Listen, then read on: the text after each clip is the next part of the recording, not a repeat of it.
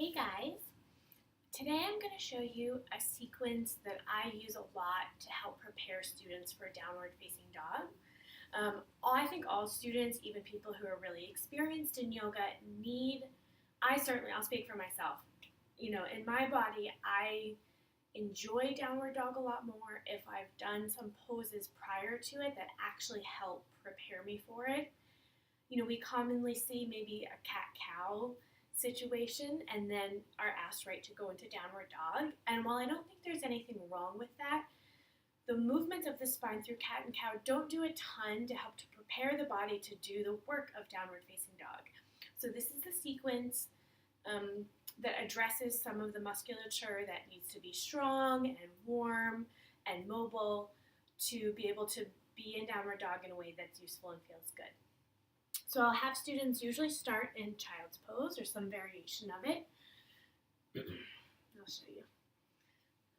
Even just being upright, sometimes folding all the way down in child's pose isn't that comfortable, but being upright is good. So we could start upright with the hips towards the heels and then walk both hands to the right, reach through the left arm, really press the whole hand down into the floor well, and then pull the left hip, the left waist away from the hand. And just get a nice deep stretch in the side body. A couple of breaths like that.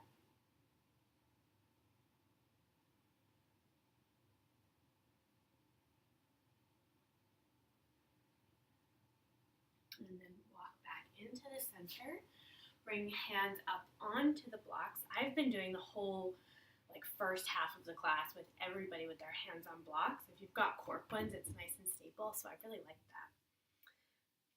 And this isn't possible for everybody, but I find this to be, especially with blocks, and you can turn blocks up even higher for students if they need it, this to be pretty accessible for most people I teach.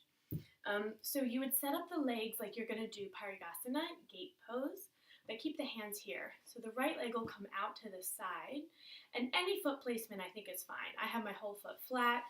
People can turn it out. It could be flexed. There's benefits to all of them, but I'm going to have my toes pointed forward and my foot flat.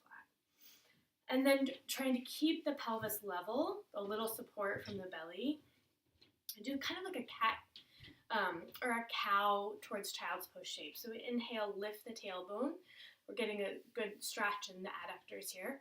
And then exhale, shift back a little bit. Breathing in and breathing out, hips back.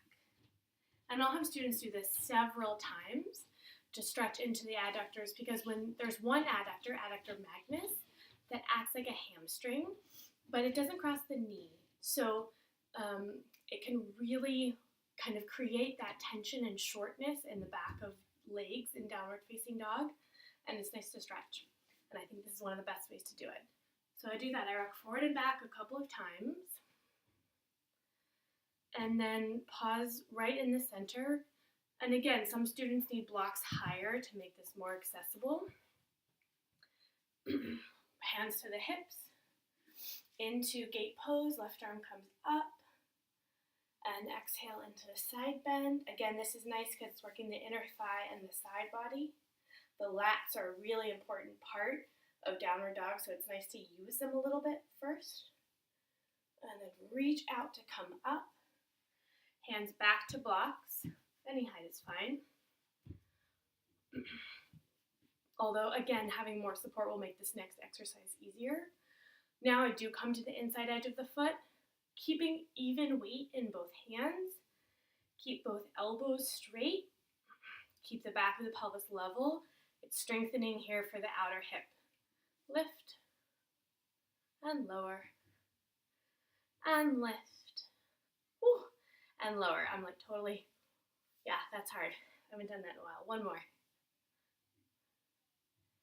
And then you can bend the knee and step it outside the block. And then there's lots of variations of this lunge. Again, this is working into adductor magnus here, which is nice, waking up the hip flexors. And I like to do hamstring contractions before I put people in downward dog. So it'll be hard for you to see in this setup, but what you'll do is inhale and lift the back foot up, and exhale, lower the back foot down. So I'll just show you so you can see from the side. Inhale, lift, and exhale, lower. To strengthen and contract the hamstrings, again, to prepare them to do the work they need to do in downward dog. You do that several times. You can do a version where you lift the knee, you could do a twist. All of those could be nice. But basically what you're looking for here, I think, are poses that ask for work and effort and awareness in the lats, in the side body, in the inner thighs, in the backs of the legs, and in the front of the hips. So that whole sequence again, starting in kind of an upright child's pose, walking both hands to the left, reach through the right arm, press the right hand into the floor, pull the right hip back, and breathe into the right lung, the right armpit, the right waist. Several long, slow breaths here.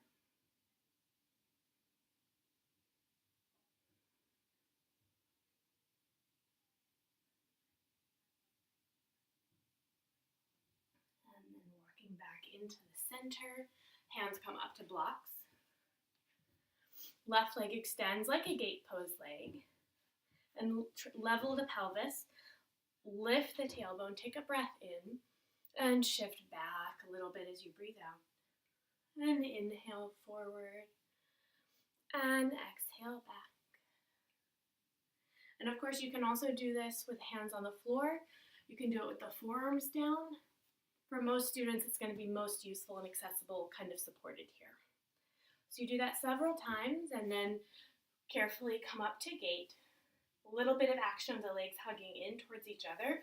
The inner thigh is active. We're going to get a big stretch in this side, arm up and over. Reaching out to come up in the center. With control from the core, hands come back to the blocks, then do come to the inner edge of the foot. Try to keep even weight in the two hands, elbows stay straight, all engaging in the outer hip. The leg lifts and lowers. Ow! It feels good, it's just really hard for me right now. And lift and lower, and I usually make people do that like 5 times. And then step the foot outside the blocks. I'm going to turn them a little higher. Nice wide, easy lunge. Not sinking as far as I can go, right? But just shifting forward, maintaining an action of the legs hugging in, and then a ton of work for the hamstring of the back leg. The foot lifts up, heel squeezes to the butt on the breath in, and down on the breath out. I usually make people do this 5 times too, and I'll often also have people hold the last one for several breaths. 3 more. Breathing in, lift up. Breathing out, lower down. Breathing in, lift up. Breathing out, lower down. And people's hamstrings will cramp. And it's not comfortable, but it's probably not super dangerous, so it means the hamstring's working in a way it's not used to. But too much is too much, right? And then you can tuck the toes, lift the knee, hug the legs towards each other well, open into a nice twist, and then come down. And I think now bodies will be more ready for downward facing dog, which again I love on blocks.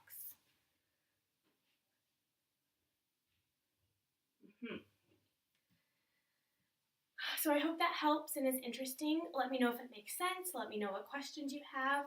And if you have requests for other videos of things like this, let me know.